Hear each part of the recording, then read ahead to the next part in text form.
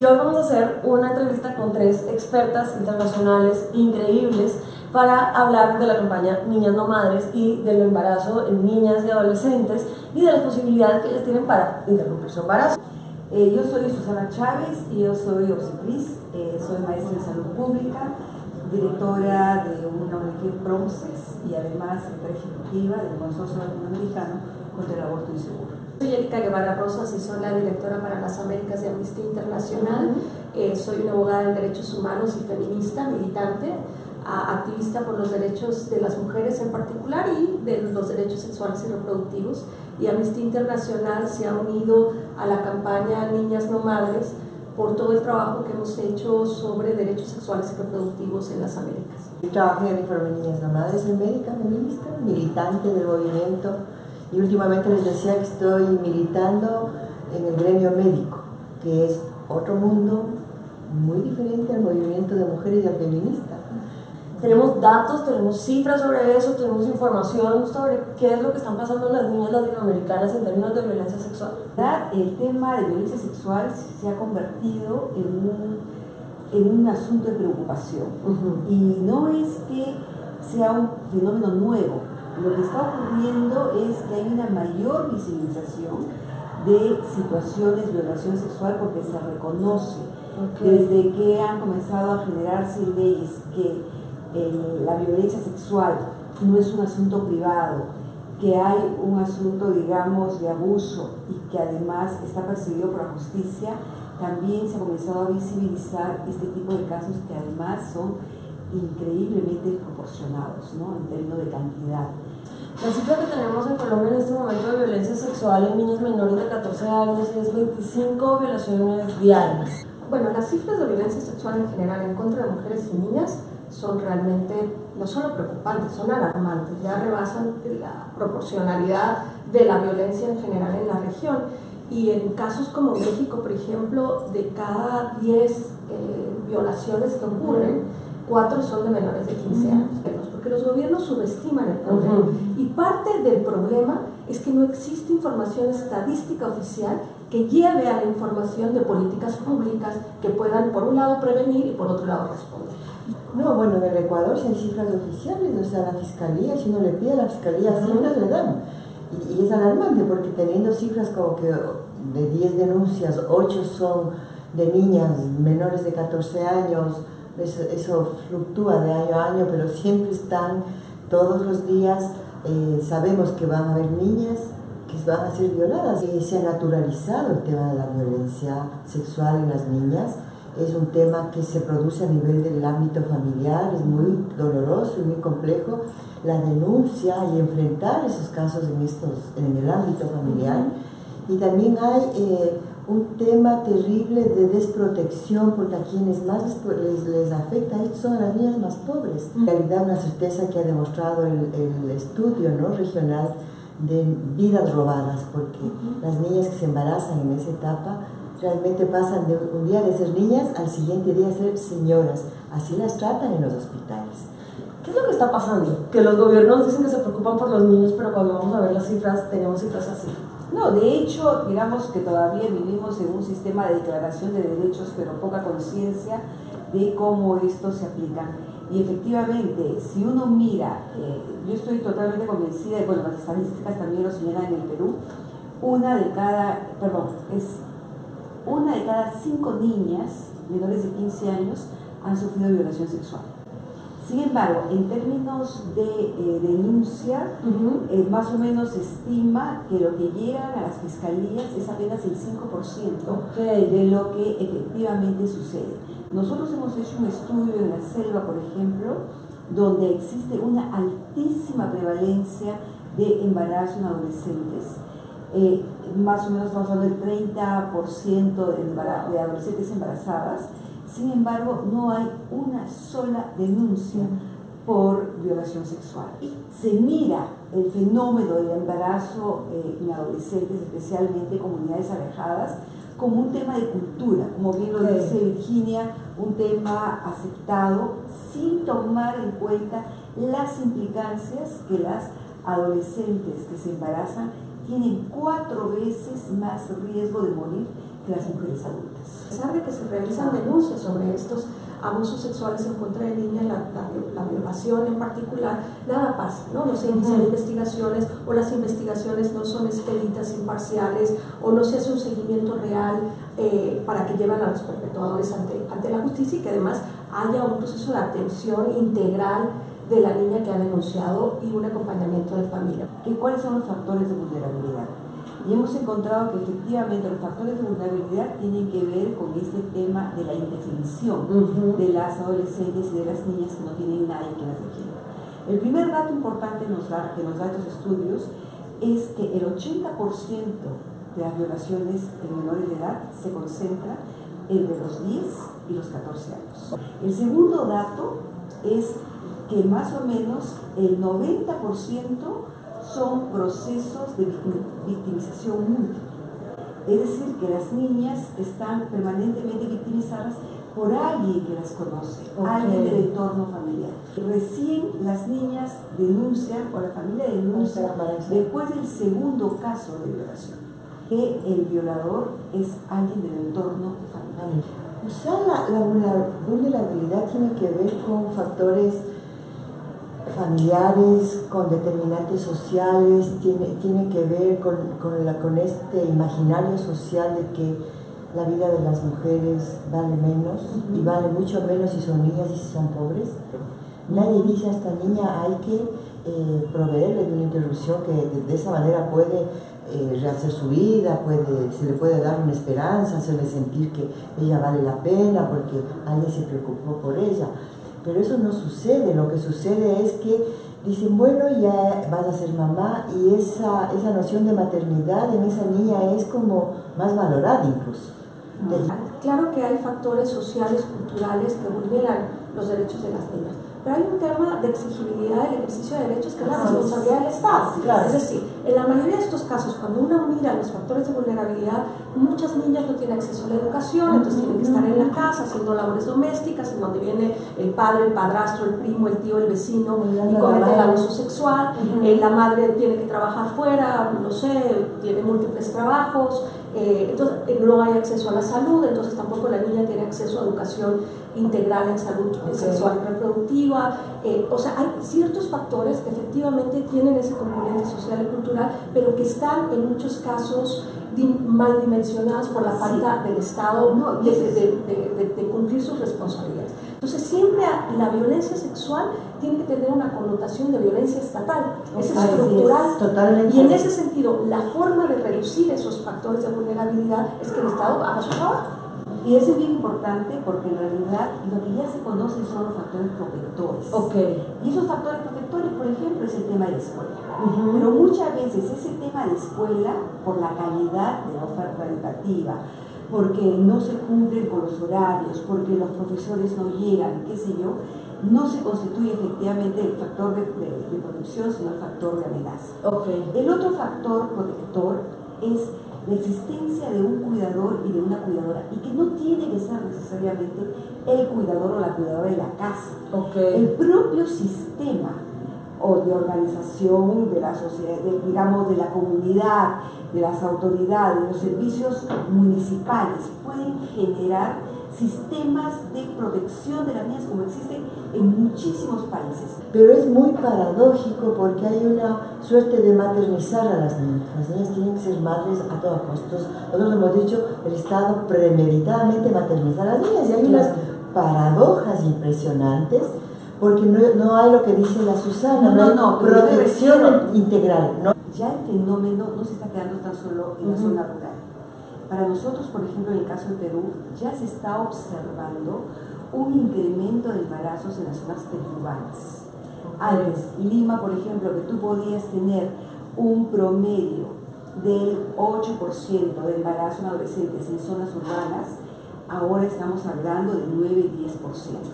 Y este sí es un fenómeno sumamente complicado, porque lo que ya te está hablando es efectivamente de un incremento. Tiene mucho que ver con políticas regresivas respecto al acceso a la educación sexual, lo que se cuestiona ahora, acceso a servicios de salud sexual y reproductiva, que justamente han contribuido probablemente en un corto periodo a disminuir la cifra. Okay. En el Ecuador, por ejemplo, tenemos dos políticas. Tenemos el Plan Nacional de Salud Sexual y Reproductiva y tenemos el Plan Familia. El Plan Familia es liderado por una activista antiderechos, muy cercana al Opus Dei, muy cercana a estos espacios, que inició Plan Familia promoviendo la abstinencia. O sea, la abstinencia en un país en donde 2.500 niñas se embarazan cada año, de las cuales efectivamente llegan a parir 2.000, y eso es una cifra que no baja, porque el componente de violencia sexual no está siendo tomado en cuenta y no hay procesos de protección integral. Solamente para darle la palabra a Erika, las niñas que salen de las maternidades salen con un implante para que no se vuelvan a embarazar. ¿Cuáles son las consecuencias en la salud física, mental, en el bienestar de las niñas, las consecuencias de estos embarazos y de estas violaciones? Bueno, primero hablar del impacto. Los impactos son nefastos. La salud mental, la salud emocional y la salud física en una niña que se enfrenta, por un lado, a una violencia sexual. En la mayoría de los casos, el 90% de los embarazos en niñas y adolescentes es por causa de la violencia sexual. Y entonces, claro, pues tienen que ser nefastas, en todo sentido, traumáticas, porque además las niñas son revictimizadas, obligadas a un embarazo, son forzadas a tener un embarazo y además a convertirse en señoras, ¿no? En madres, como por eso es maternidad forzada. Exactamente. Y por otro lado, hay otros procesos de revictimización y de violencia que tienen que enfrentar después, que tienen que ver con la estigmatización, con el aislamiento social. Imagínate una niña de 11 años teniendo que parir una criatura y después criarla, ¿no? Porque además la sociedad espera de esa niña que continúe con esa maternidad de manera responsable. Todo ese proceso de estigmatización que viven las niñas tiene efectos permanentes. No es que a la niña la trata la psicóloga como piensa el Estado y entonces a las 2 semanas pues ya se le pasó el trauma, no. Es revictimizada a lo largo de su vida, porque además la mayoría de estas niñas no vuelven a la escuela. En los países sí hay estadísticas de niñas embarazadas que tienen que parir y que no pueden volver a la escuela por las necesidades que la maternidad en ese momento les impone. Y pues entonces toda su vida está cortada, ¿no? Hay un concepto fundamental que hay que reconocer en él, que se llama proyecto de vida. Claro. Cuando una persona y uno tiene hijos, uno se imagina que tu hijo o tu hija va a tener un recorrido en la vida, que va a estudiar, que va a ir a la escuela, después que va a tener una formación, que va a trabajar y va a ser autónomo. Y eso es lo que te permite muchas veces decir, así esta familia supera la pobreza, hay un mejor futuro, y es natural que uno espere que la generación que venga en mejores condiciones. El embarazo en adolescentes es todo lo contrario. Es cortar el proyecto de vida, es terminar, porque más del 90% de las niñas embarazadas que terminan con el embarazo no retornan a la escuela. Ya. Es decir, son mujeres que en mi país, por ejemplo, el 76% van a ser parte del mercado informal de trabajo. Es el 80% que se va a constituir en pobreza extrema. Entonces, vemos que finalmente estamos hablando de la vida de una persona, pero también estamos hablando de las expectativas de una familia y por ende también de las posibilidades de desarrollo de un grupo humano. Es decir, en una sociedad siempre van a haber situaciones de vulneración y de violación, y para eso tiene que haber la justicia, pero nunca olvidemos que lo que tiene que haber es protección para las víctimas. Y nuestros países trabajan muchas veces en persecución del delito, pero no de protección de las víctimas. Y es allí donde la protección tiene que ser integral. El tema de resarcir, el tema de rehabilitar en derechos, tiene que incluir, por ejemplo, preguntarnos si es justo imponer una maternidad a una niña que no decidió. ¿Qué tan peligroso es que una niña quede embarazada y qué tan peligroso es el parto para una niña? Bueno, Susana lo comentaba, una niña menor de 14 años tiene 4 veces más riesgo de perder la vida durante el embarazo o en el momento del parto. El embarazo en adolescentes es una de las causas globalmente reconocida, una de las causas de muerte materna, una de las principales causas de muerte materna. Y por supuesto que las niñas, entre más pequeña la niña, más es el riesgo Por eso la interrupción del embarazo tiene que ser una opción viable para las niñas que quedan embarazadas. Pero no es tan solo, porque no es tan solo el tema de la vida y la salud de las niñas, que es muy importante. Es la vida y la salud de sus hijos. Las posibilidades de morir de los hijos que vienen de madres embarazadas es mucho más alto.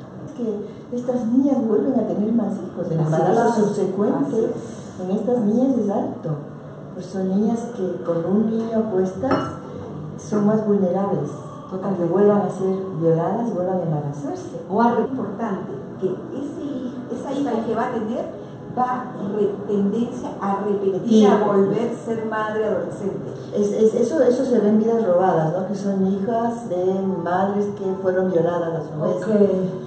Pero yo lo que quería decir es que es sumamente cruel el escuchar a los médicos y a las enfermeras cómo estas niñas sufren con la labor de parto. Eso es algo terrible, que incluso deja huellas en quienes las atienden. Algunos profesionales nos dijeron que les tienen que hacer cesárea por el nivel de dolor que sienten y que no entienden qué es lo que les está pasando. Entonces es sumamente cruel pensar que el Estado, la sociedad, maternice a estas niñas, las obligue a parir en un proceso que ni siquiera las mujeres adultas que quieren esos embarazos, que saben y que se preparan de alguna manera, soportan. Que por lo menos entre el 50 y 60% esas madres adolescentes tienen hijos de sus padres, de sus tíos, de sus abuelos, Sus hermanos. de sus hermanos, del tío mayor además, o del amigo que tiene 25 o 30 años mayor que esa niña. Entonces también, si estamos tan preocupados y preocupadas por la situación de las niñas, no deberíamos perder de perspectiva las generaciones futuras.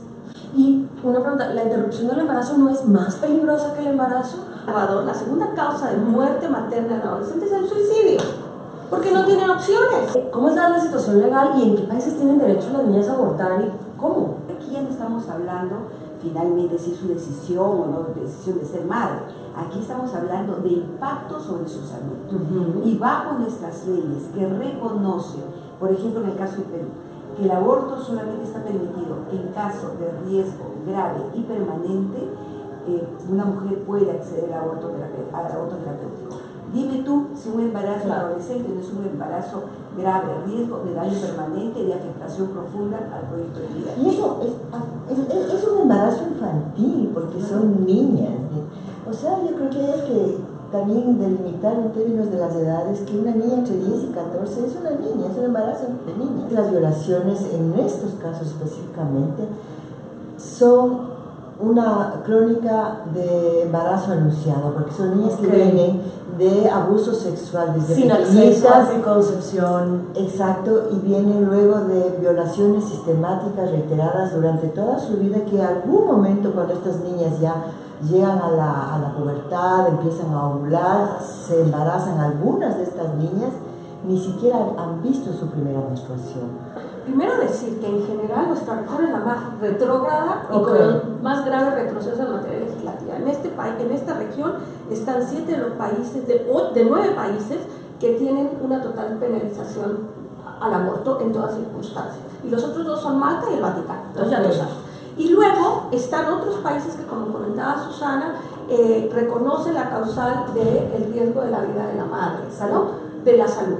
Y luego están otra serie de países que además reconoce la despenalización del aborto por violación o incesto, que son reducidos. Pero el problema, sobre todo, es un tema de interpretación, un tema interpretativo, y otro tema es de política pública, porque a pesar de que existen legislaciones que permiten los abortos seguros en ciertas circunstancias, bajo ciertas causales, el acceso sigue siendo muy limitado. Por ejemplo, en países como Cuba, en donde el aborto está totalmente despenalizado, para las niñas y las adolescentes requieren el permiso del padre o la madre o el tutor para que puedan acceder a servicios de aborto legal y seguro. Entonces, siempre terminan las niñas siendo más vulneradas en el acceso a sus derechos reproductivos que cualquier otra mujer que ya de por sí tiene múltiples obstáculos para poder acceder a un aborto legal y seguro. En Ecuador, todos los embarazos que se producen antes de los 14 años, según el Código Penal, son violaciones. Claro que hay que matizar un poco porque hay pocos, pero sí hay embarazos que se producen entre pares y eso, bueno, ya en el contexto de la investigación que se hace sale, porque tampoco vamos a castigar la sexualidad en la adolescencia. Pero supuestamente todos esos embarazos serían producto de violación y ahí entra un poco el tema del consentimiento y de cómo las niñas viven esto. Recuerdo un caso de una niña que decía: a mí me dicen que lo que me hizo el fulano es violación, pero yo no lo veo así, porque yo estaba de acuerdo, igual no me gustó. La edad del hombre a que ella se refiere era de 57 años y ella tenía 13. Entonces, el cómo las niñas viven esto es nefasto, porque la afectación a su salud integral en su dimensión física, que tiene una afectación porque muchas son operadas, les toca hacer cesáreas, la dimensión psicológica es la más afectada, y la dimensión social, que es el concepto de salud integral, todas las dimensiones son afectadas. Los médicos o el sistema de salud debería poder interpretar desde ese concepto de salud que han aceptado nuestros países y hacer una interpretación más amplia y decir sí, es posible de interrupción de embarazo, porque está afectada toda su dimensión. La Organización Mundial de la Salud tiene guías de salud que permite, digamos, mejorar la oferta de servicios en aborto, para hacer de estas intervenciones una práctica segura que garantice el estado de la niña o de las adolescentes o de cualquier mujer que requiera un aborto. Y además ha demostrado ser prácticas de muy bajo riesgo. Entonces, la atención del aborto está incluido dentro de las prácticas sanitarias de la salud sexual y reproductiva, al igual que la anticoncepción y otro tipo de necesidades. Por lo tanto, esto debería ser más bien visto con ojos de salud pública para entender su importancia y sobre todo de derechos humanos.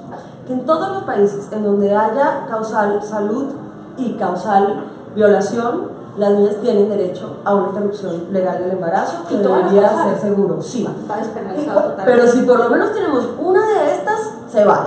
No, penalizado totalmente. ¿Cuáles son los El Salvador, Honduras, Haití, Nicaragua, Chile, República Dominicana y Surinam. En el resto de los países de Latinoamérica, las niñas pueden abortar de manera legal y debería ser además de manera segura. No, madres, si estamos hablando de que una de cada 5 niñas puede ser víctima de violación o de abusos sexuales, esto quiere decir que las niñas que están alrededor de nosotros y que conocemos son potenciales víctimas y son vulnerables. ¿Cómo podemos unirnos a la campaña Niñas No Madres y qué podemos hacer para proteger a las niñas que están a nuestro alrededor?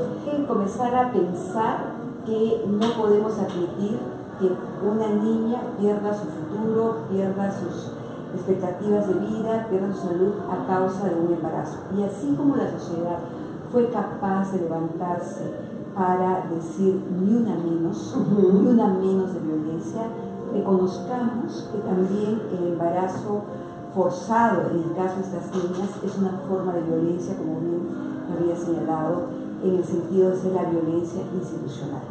Y bueno, hay una página de internet, niñasnomadres.org, en donde además hay una serie de materiales, de información, acceso a los informes que se han producido en diferentes países de la región. Está el hashtag Niñas No Madres.